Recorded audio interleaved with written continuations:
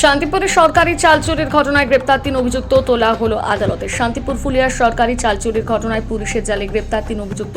অভিযুক্তদের নাম শুভজিৎ দত্ত, সুদীপ মণ্ডল, রফিক আলী। অভিযুক্তদের আজ রানাঘাট আদালতে তোলে পুলিশ। উল্লেখ্য, গতকাল সকালে সরকারি চাল চুরির ঘটনায় উত্তপ্ত হয়ে ওঠে ফুলিয়া স্টেশন সংলগ্ন একটা গোডাউন। সরকারি সিলমারা বস্তা থেকে অন্য অবস্থায় চাল ভর্তি করে একটা গাড়িতে করে পাচারের চেষ্টা চালানো হচ্ছিল। সন্দেহ হয় স্থানীয়দের গোডাউনের ভেতর থেকে শতাধিক সরকারি সিলমরা বস্তা পড়ে রয়েছে, আর সেই বস্তা থেকে চাল বের করে একটা লরিতে ভর্তি করা হচ্ছে। এরপর তারা বিক্ষোভ দেখাতে শুরু করে।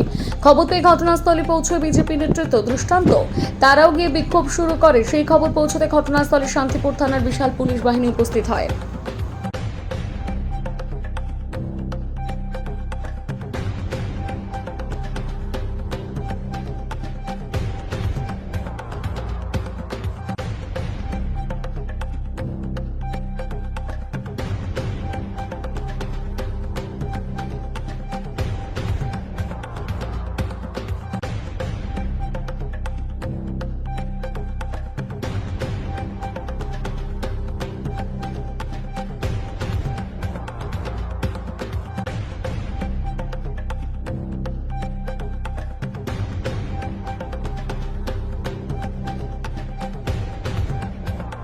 হয়েছিল ঘটনাটা?